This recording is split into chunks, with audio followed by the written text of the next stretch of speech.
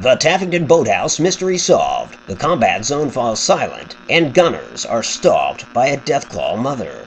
All these stories and more in this, your weekly report. Hello, ladies and gentlemen. Welcome to Starlight 105, broadcasting from Starlight City. I'm your host, Otto Mattak, and it's the top of the hour. Time for the top of the news.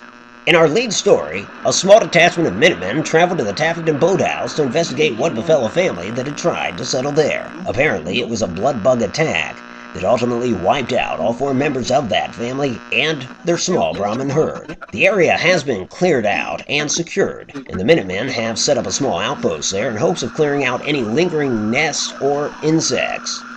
In other news, the combat zone was a much talked about gladiator-style arena where patrons could root for their fighter of choice or even place bets on their favorite combatant.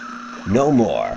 A lone gunman attacked the combat zone, killing all of her patrons. The only survivor that we are aware of is one Thomas Lonigan, who is also the proprietor of the combat zone.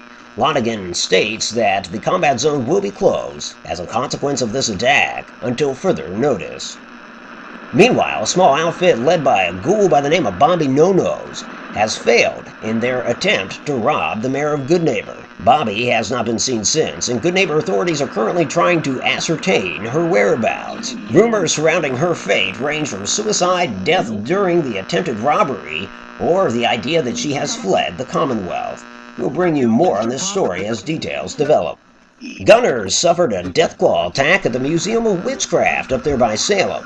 Apparently, they become lunch to this Deathclaw mother that had stalked them. An intrepid explorer that wishes to remain unnamed was able to find their remains and kill the Deathclaw mother. Apparently, this group of gunners had been hunted across the Commonwealth because they had stolen a Deathclaw egg. So a tip to our listeners out there: if you find a Deathclaw egg, leave it where it lay. Deathclaw mothers are very adept at locating their lost eggs.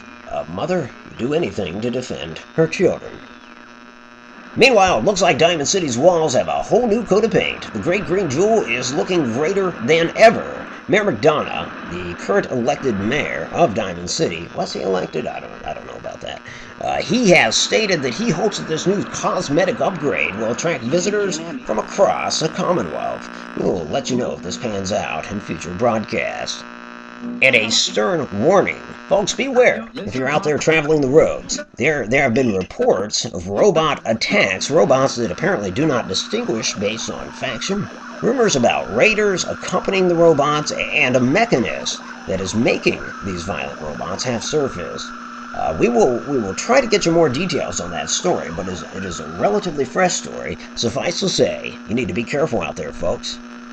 Finally, a little self-promotion. Fancy a new life? Not happy with the stuffy atmosphere in Diamond City? Well, come on up to Starlight City. It's an up-and-coming new metropolis in the Commonwealth. Make a new life for yourself. You know, I broadcast from Starlight City, and I can attest it's a wonderful place to rest your head. It's a growing community, but there's always room for you, our loyal listener. And that does it for your weekly report, folks. Again, this has been Otto Mattak for Starlight 105. And now, back to your regularly scheduled programming.